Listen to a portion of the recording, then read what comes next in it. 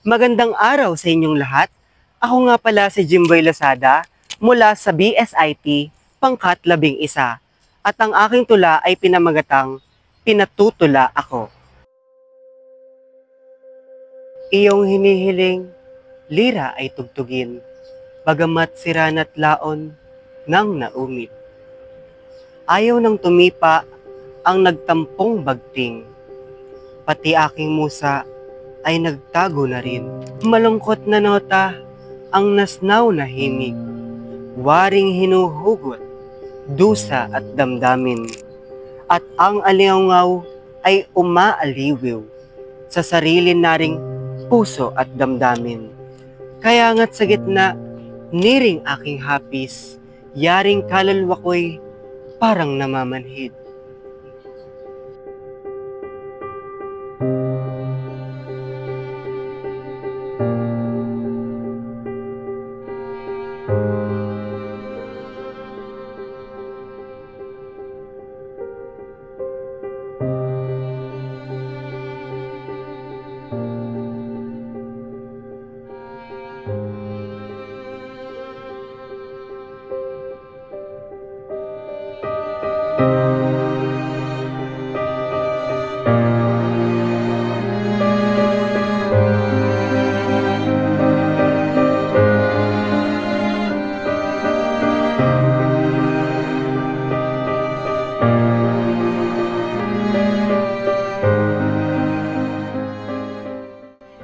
Nagkapanahon nga'y kaipalay tunay, ang mga araw na matuling, nagdaan nang ako'y sa akong musay na pamahal.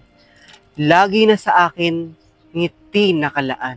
Ngunit marami nang lumipas, na araw sa aking damdamin alaalay na iwan. Katulad ng saya at kaligayahan, kapag dumaan na'y may hiwagang taglay, na mga awiting animoy lumulutang sa aking gunitang malabo, malamlam.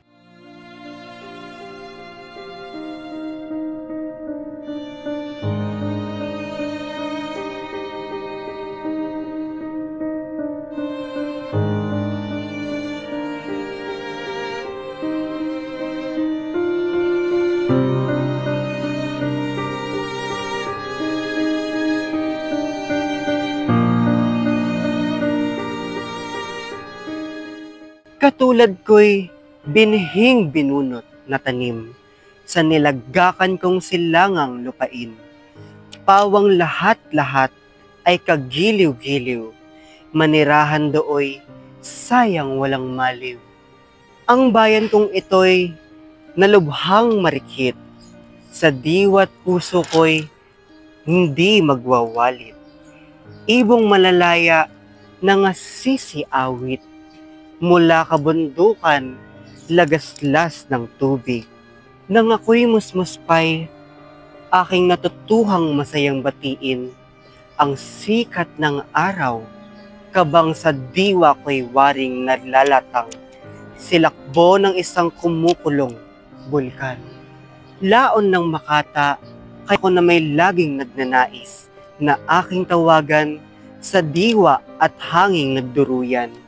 Ikalat mo lamang ang kanyang pangalan. Ang king kabantugan ay ipaghiyawan. Mataas, mababay, hayaang magpisan.